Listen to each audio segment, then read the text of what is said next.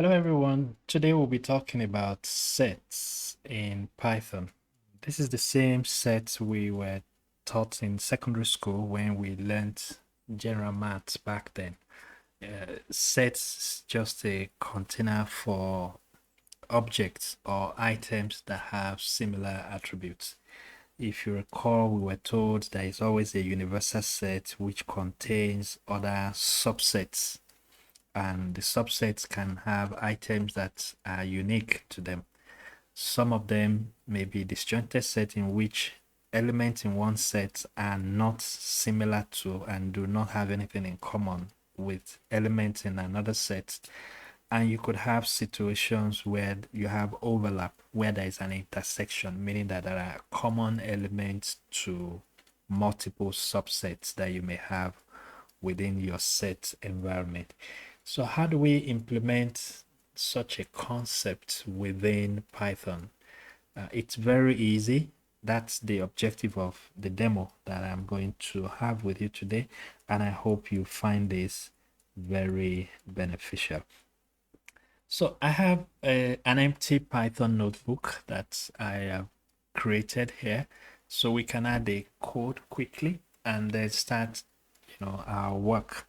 So let's say we want to have a universal set. I just call it universal set for lack of better name. And you want to create it as an empty set. The typical notation that you should use is this, but you need to be very careful. When you use this notation, it conflicts with another data structure called the dictionary, which is the next concept we'll talk about after this set principle. So, an easiest way for you to know that is to say, okay, print this object for me. I'd like to know the type of variable that universal set is. When you run this, it tells you it's a dictionary object, and this is not what you had in mind. So how do we go about producing an empty set, a set that doesn't have anything in it, predefined? If I wanted it to be predefined, I could have gone ahead and indicated something like, say, 1, 2, 3, 4, 5, 6, 7, 8, 9, and then 10. If this was what I started with, Python will interpret this differently. It will now see this as a set and not a dictionary. So you need to be very careful as programmers when you are dealing with this. So let's assume that we are not predefining what the values will be. How do we go about creating an empty set that is called universal set? Pretty simple. Just put set, open your parentheses, close it, and wrap the parentheses around the curly braces. And when you check for the type of object that this universal set is, it tells us it's a set and we are comfortable with that. So having produced a universal set, it's possible for us to start playing around with the universal set. So it's possible for me to say universal set, let me add something to it. I can add number 1. I can make a copy, paste.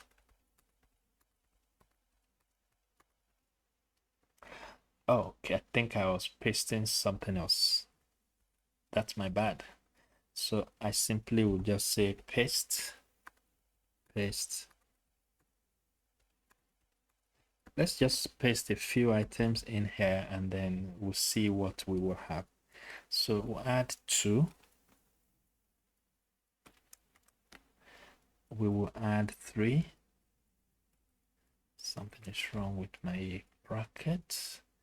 We'll add 4, add 5, 6, 7, 8, 9, and then we put in the last one, 10. So if anyone comes in here and says universal set, what do you have? It should show us that, oh, I'm a set of figures, I'm a set of integers from 1 through 10. And that's fair enough. Now, could we have done this in a different way? Yes, we could have created that set from the beginning and populated it with a number of elements. It's also possible for us to create the same set in a different way, which is going to look like this. I could have done set is universal set. Let's call it 2. Okay, I can just say set 2 so that the name will not conflict with the previous one. I could have done this and say convert this to a list of range, and this range is going to be from 1 through 11. Yep. And then if we display set 2, it should give us exactly the same set of numbers as we had previously. So you do not necessarily have to add the items manually as I did previously. It was just for academic purpose that I had to show you how you can dynamically add items one after the other, or how you can dynamically add all of those same items programmatically on a single line as I've done here. So the result is going to be the same whether you go through this multi-line approach or you go through this single line approach. Now, but then that's not where we are going. We just want to show how you can create empty sets and then add items into them. So these are options for adding items into them.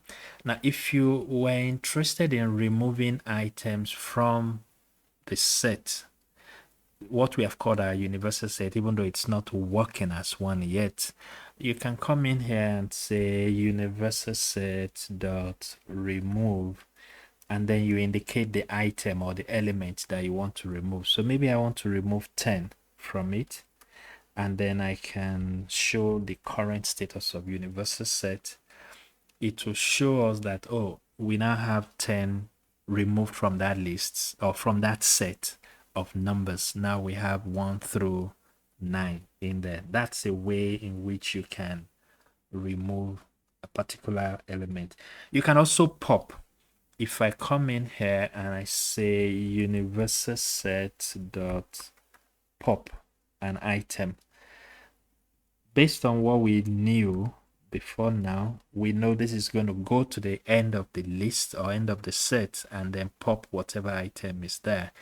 So, but this time around, it did it the reverse way. It went to the beginning and then removed the first element. For the list object, it will have popped 9, not 1. So if I pop in a set, it removes the very first element in the list. But when you are dealing with a list object, it removes the last element in the list. And of course, if we want to clear all of the elements in universal set, you can just invoke the clear method, and then when you display it, there shouldn't be anything in that variable. Again, it's an empty set, just like, yeah, it is. But mind you, universal set is gone, but our set 2 still has something in it.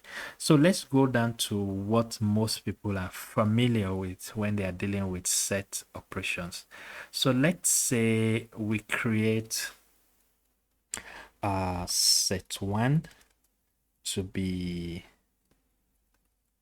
I can go to the definition of my set 2 here quickly,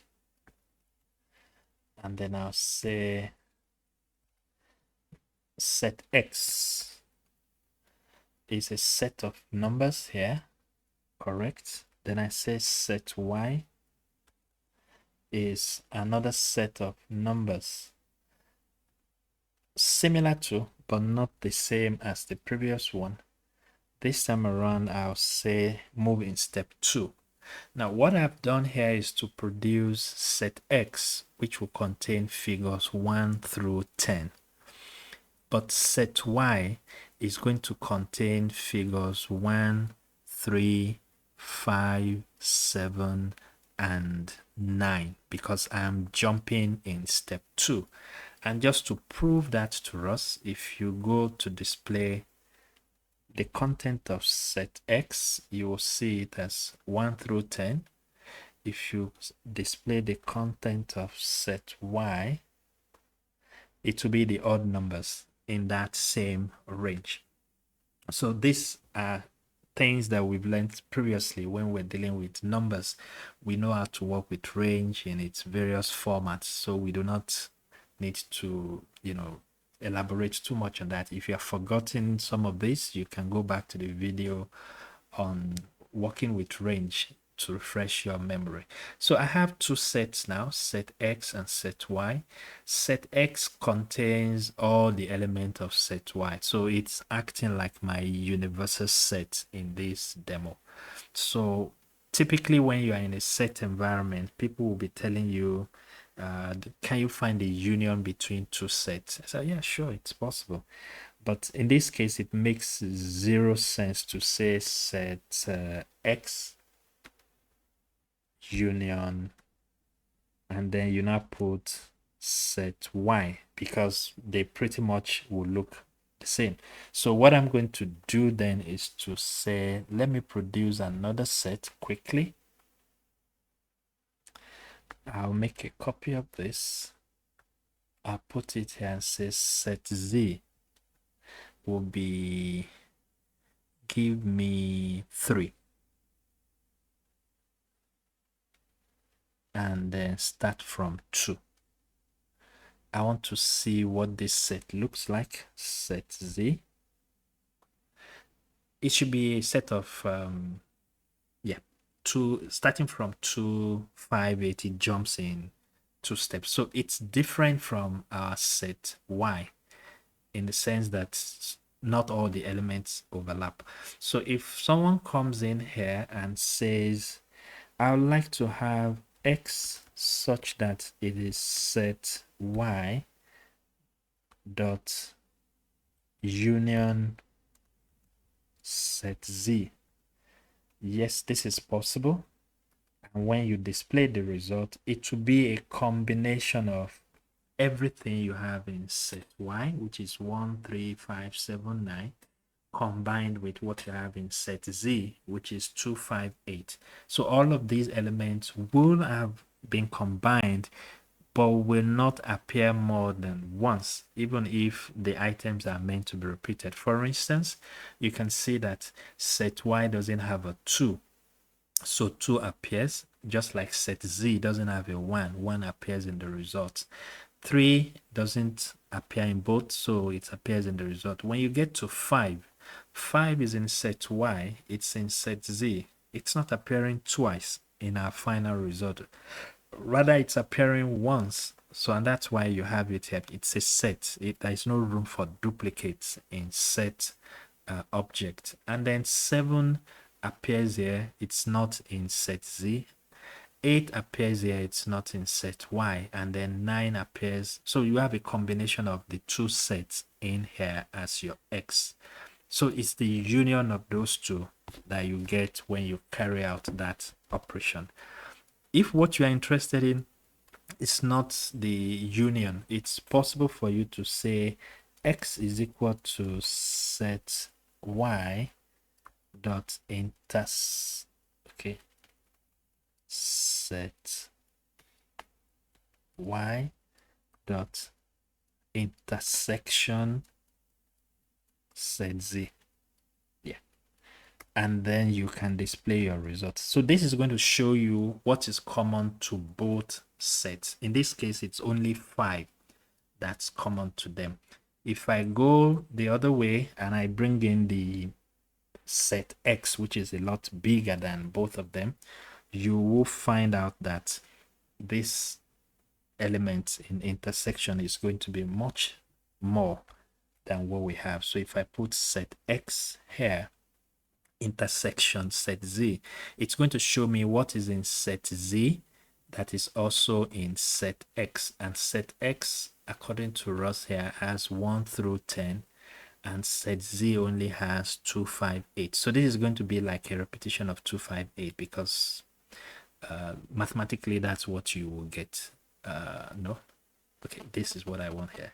Yeah, so it's going to be a repetition of what you have in set Z. So this is a possibility for you in a set environment. But something that will make more sense is for us to check what is in universal set Z, sorry, set X, which is not in, no, it's not minus, it's called difference. So if I find a difference between these two sets, it will show me elements that are in set X that are not in set Z. Set Z has limited items 258. Set X has 1 through 10. So if I knock 258 away from set X, whatever I have left is the difference between the two of them. These are basic operations that you can carry out with your sets in Python. You can use more meaningful, real life situations in your own case, but take note of the basics. This is the way to create an empty set, and you can check the type this way. This is the manual way of adding elements to your set.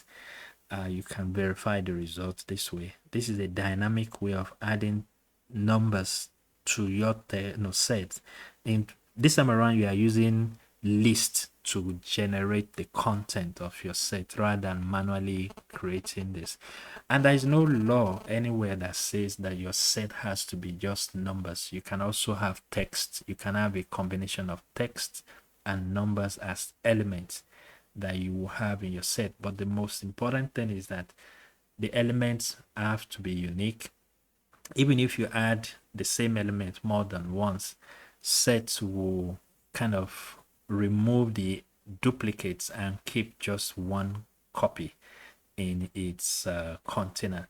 And the demonstration here shows you how you can remove items, how you can add, how you can clear, how you can do union, how you can do basic intersection and difference, as we are told in general mathematics. If there is any other reason for any method to be demonstrated, maybe you can leave that in the comment section, and then I will give a clear demo on how that works within Python environment. Thanks a lot for being there. I look forward to seeing you in the next video that will focus on dictionary. Bye for now.